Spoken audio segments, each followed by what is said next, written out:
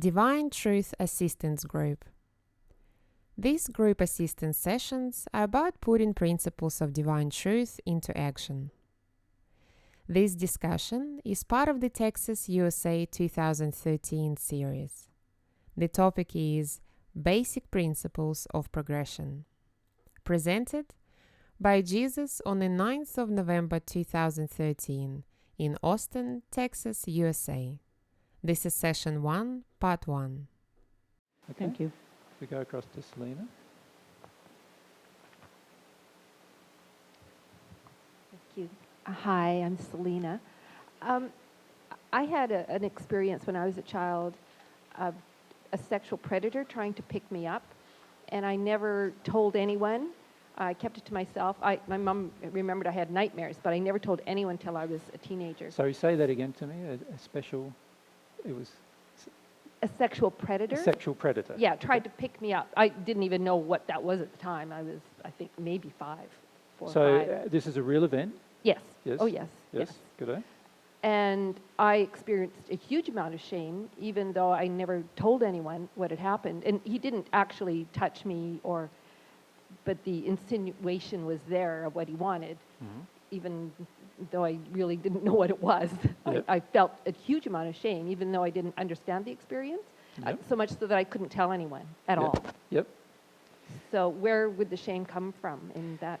Well, sexual Instance. predators are very interesting in their ability to feel children's emotions, in particular children's emotions. Any child who has been made open to the feeling that it's their fault, and anything is their fault. When bad things happen to you, it's automatically your fault. Yes, and Okay. usually it's our parents that make us open to such a feeling, Yeah. that any bad thing that happens to us is your fault. And the parents do this through reinforcement. Like, so when they're smacking us, they say, it's your fault I'm smacking you, you know? So they don't say it's their violent action, they say it's your fault, it's something you did that caused them to smack you. So a lot of children, by the time they're 5 years of age, already believe to a large extent that most of the unloving behaviour perpetrated towards them is their fault. Does that make sense? It's because they're bad somehow. You know, that's the feeling. Now, sexual predators are very, very sensitive to that feeling in a child. Can you see why?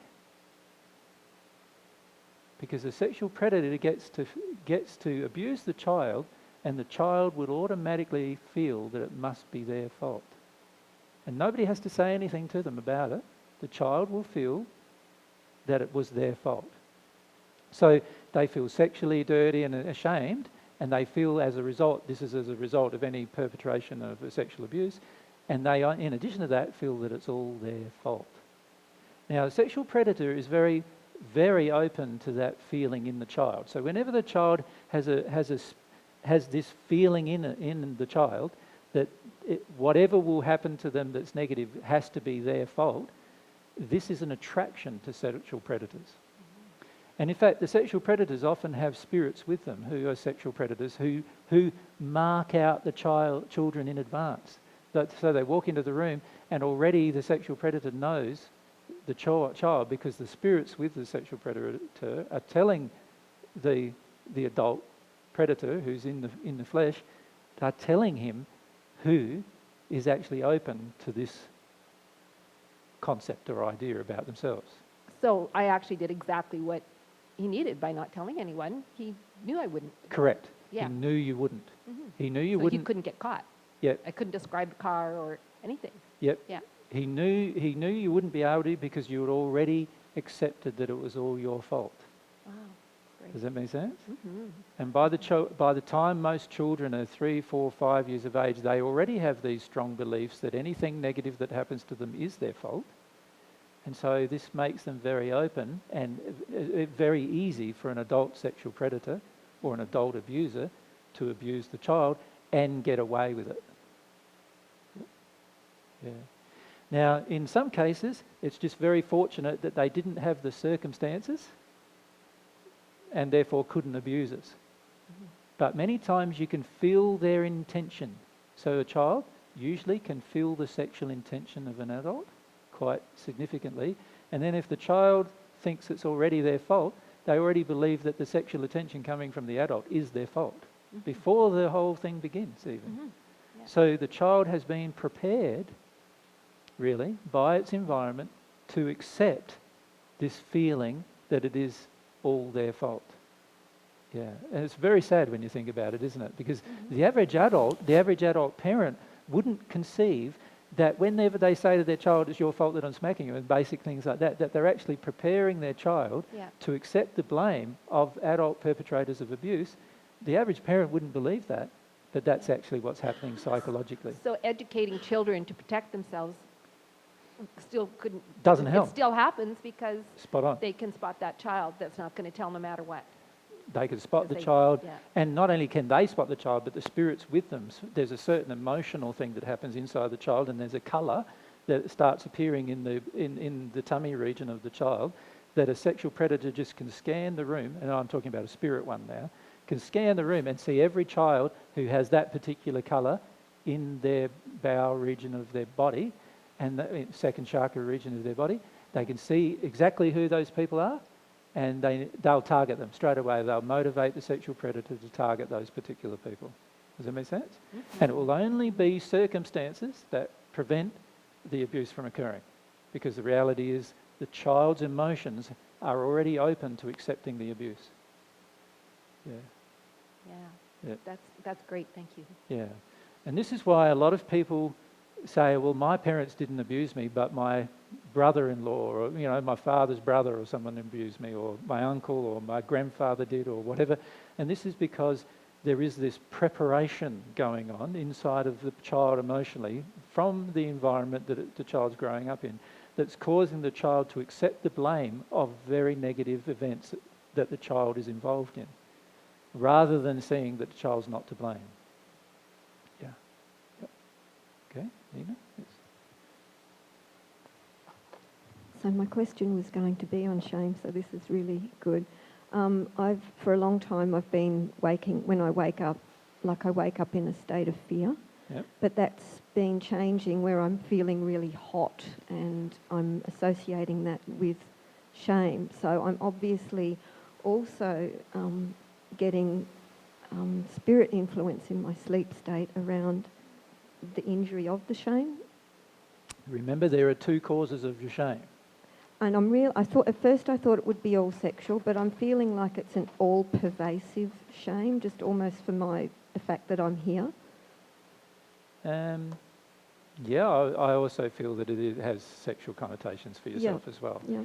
But if you think about you as an adult now, so you're an adult, or you're a woman in this case, and you're feeling shame, there can only be two causes of your shame.